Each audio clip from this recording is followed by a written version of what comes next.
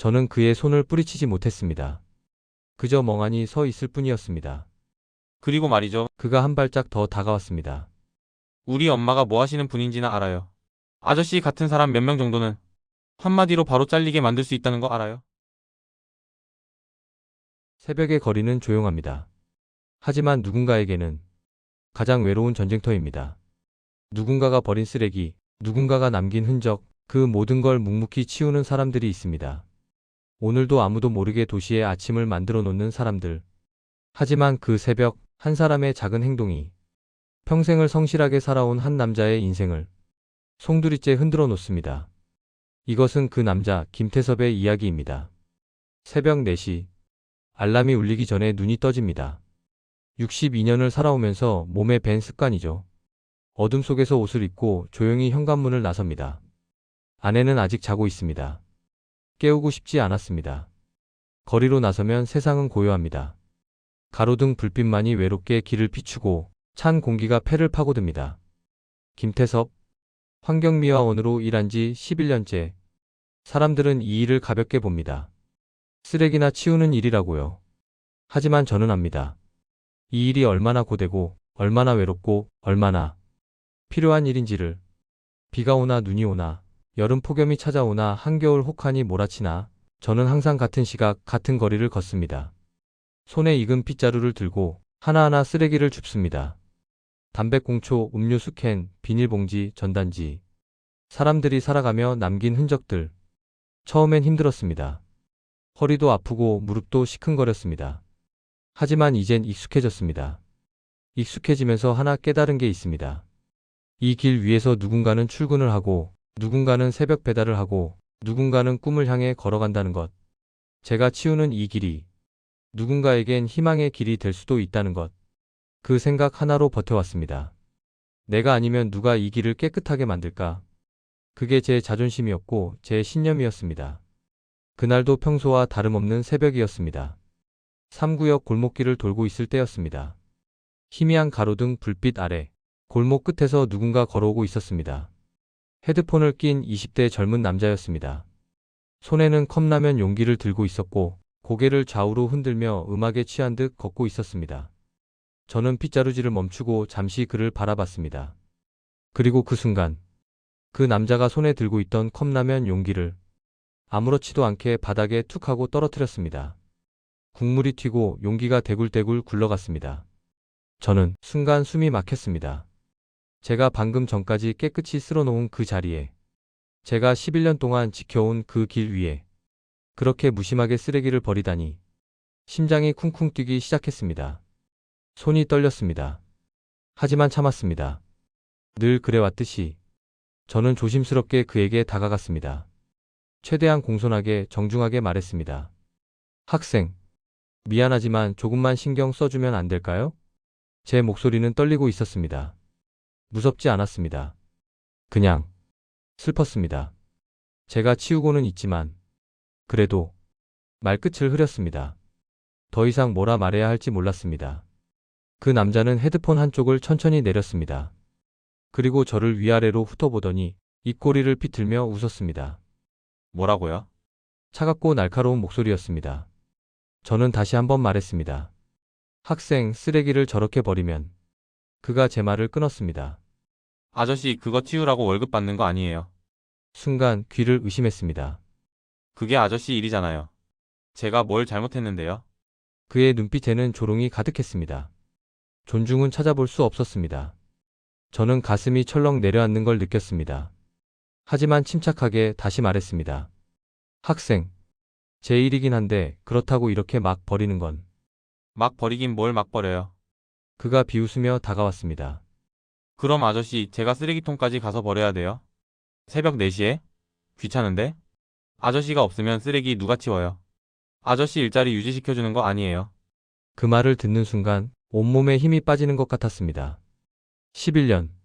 11년 동안 이 거리를 지켜왔는데 한겨울 영하 15도에도 여름 폭염에 땀범벅이 되어서도 명절에도 일요일에도 묵묵히 이 길을 쓸어왔는데 그게 단지 일자리 유지였던 건가요? 학생. 제 목소리는 더 떨리고 있었습니다. 그렇게 말하면 안 되는 거 아닌가? 왜요? 사실이잖아요. 그가 손가락으로 저를 가리키며 말했습니다. 아저씨도 알잖아요. 아저씨가 하는 일이 뭐 대단한 일도 아니고 학벌 필요한 것도 아니고 그냥 누구나 할 수 있는 일이잖아요. 그런데 뭐? 잔소리까지 해요.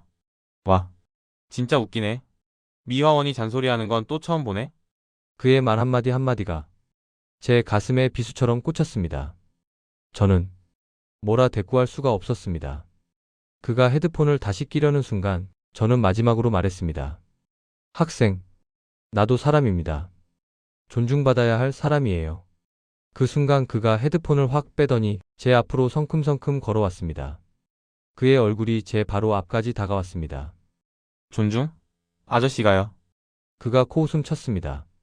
아저씨가 세상에 무슨 대단한 일이라도 하세요. 쓰레기나 줍는 게 존중받을 일이에요. 아, 그럼 제가 박수라도 쳐드려야 해요. 와, 대단하시다. 쓰레기 잘 치우시네요. 이러면 돼요? 그는 비웃었습니다. 진심으로 깊이 저를 무시하며 비웃었습니다. 제 얼굴이 뜨거워졌습니다. 수치심이 밀려왔습니다. 하지만 동시에 화도 치밀어 올랐습니다. 학생, 그런 말까지 할 필요는 없지 않나. 제 목소리가 떨렸습니다. 분노 때문인지 슬픔 때문인지 알 수 없었습니다. 쓰레기 버리는 건 서로 간의 예의 아닌가. 예의? 그가 웃었습니다. 크게 비아냥거리듯. 아저씨, 요즘 세상이 어떻게 돌아가는지나 알아요. 예의가 밥 먹여줘요. 예의 지킨다고 월급 올라가요. 저는 지금 피곤해서 빨리 집에 가고 싶은데 아저씨가 여기서 인생 설교하고 계시네? 그가 제 어깨를 툭툭 쳤습니다. 가볍게 하지만 무시하듯. 아저씨 시대착 오적인 건 좀 그만하세요. 지금 21세기인데 아직도 그런 꼰대 마인드로 살아요. 저는 그의 손을 뿌리치지 못했습니다. 그저 멍하니 서 있을 뿐이었습니다. 그리고 말이죠. 그가 한 발짝 더 다가왔습니다. 우리 엄마가 뭐 하시는 분인지나 알아요. 갑자기 왜 그런 말을 하는지 이해할 수 없었습니다. 구청 공무원이세요. 그것도 꽤 높으신 분이고. 그의 눈빛이 더욱 차갑게 변했습니다. 아저씨 같은 사람 몇 명 정도는 한마디로 바로 잘리게 만들 수 있다는 거 알아요? 그 순간 온몸이 얼어붙었습니다. 뭐라고요? 제가 지금 엄마한테 전화해서 새벽에 미화원이 시비 걸고 협박했다고 하면 아저씨 내일부터 일 못 나와요. 그가 핸드폰을 꺼내 들며 말했습니다. 해볼까요? 진짜로? 학생. 제 목소리는 떨렸습니다. 이건 아니지 않나? 아니긴 뭐가 아니에요. 그가 갑자기 제 가슴을 밀었습니다. 예상치 못한 순간이었습니다. 저는 균형을 잃고 뒤로 휘청거렸습니다. 핏자루가 바닥에 떨어지며 쩔그렁 소리를 냈습니다. 아저씨 정신 차리세요. 그가 차갑게 말했습니다. 아저씨 같은 사람이 저한테 감히 뭐라고 할 수 있는 위치라고 생각해요. 저는 대학생이에요.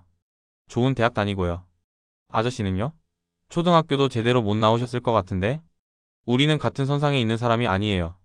그러니까 주제 파악 좀 하시고 그냥 아저씨 일이나 하세요. 저는 아무 말도 할 수 없었습니다. 그저 바닥에 떨어진 빗자루를 바라볼 뿐이었습니다. 기억하세요, 아저씨. 그가 마지막으로 말했습니다. 두고 봐요.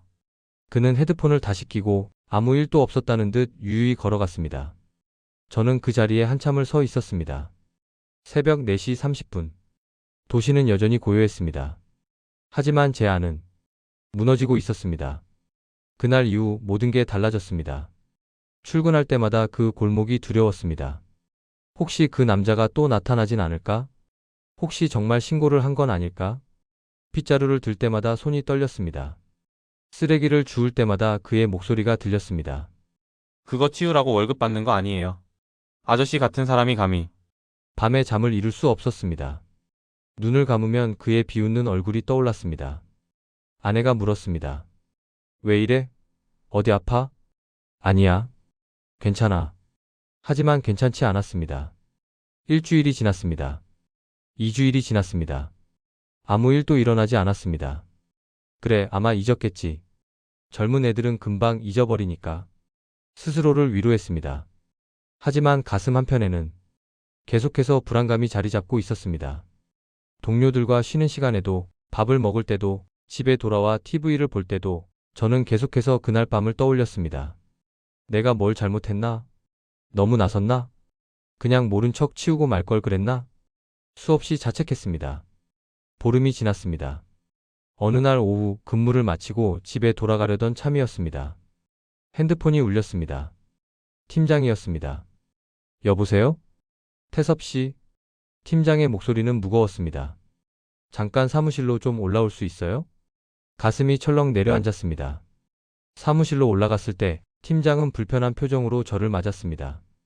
앉으세요. 저는 천천히 의자에 앉았습니다. 팀장은 한참을 말없이 서류를 들여다보다가 무거운 한숨을 쉬었습니다. 태섭 씨, 이번 달까지만 나오세요. 네. 귀를 의심했습니다. 민원이 들어왔습니다. 민원이요? 네. 근무 태도 불량, 시민에게 위협적 행동.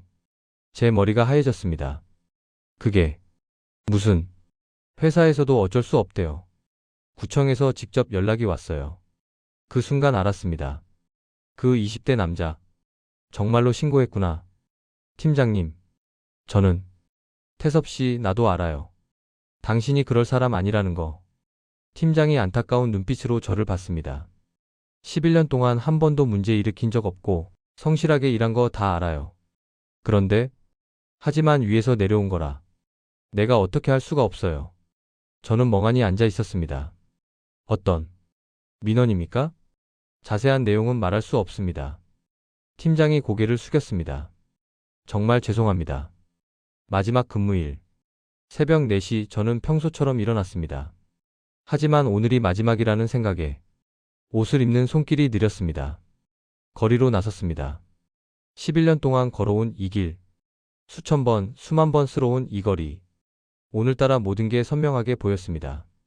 저 모퉁이의 가로수, 낡은 간판, 새벽 배달 오토바이 소리.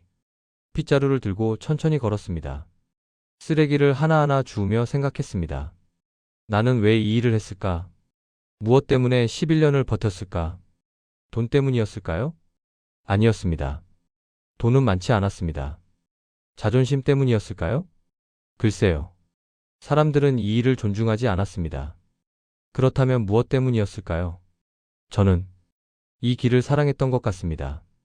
제가 치운 길 위에서 누군가는 출근하고 누군가는 등교하고 누군가는 새로운 하루를 시작한다는 것. 그 사실이 제게는 의미였습니다. 내가 아니면 누가 이 길을 깨끗하게 만들까? 그 마음 하나로 버텨왔습니다. 하지만 세상은 그걸 몰랐습니다. 돌아온 건 고맙다가 아니라 잘나라는 말이었습니다. 해가 뜨기 시작했습니다. 저는 마지막으로 이 거리를 둘러봤습니다. 깨끗한 거리. 제가 만든 아침. 하지만 이제 이 길은 제 것이 아닙니다. 핏자루를 내려놓고 천천히 걸어갔습니다. 그가 떠난 새벽 거리에 아침 햇살이 조용히 비칩니다. 김태섭 62세. 11년간 이 거리를 지켜온 남자는 이제 이곳에 없습니다. 오늘도 누군가는 쓰레기를 버리고 누군가는 그걸 치울 것입니다. 하지만 우리는 생각해야 합니다. 우리가 버리는 건 정말 쓰레기뿐일까요? 누군가의 자존심, 누군가의 새벽, 누군가의 인생도 함께 버리는 건 아닐까요? 성실하게 산다는 것, 묵묵히 자기 자리를 지킨다는 것, 그것이 과연 무슨 의미일까요? 세상은 불공평할 때가 있습니다. 하지만 그럼에도 불구하고 우리는 서로를 존중해야 합니다.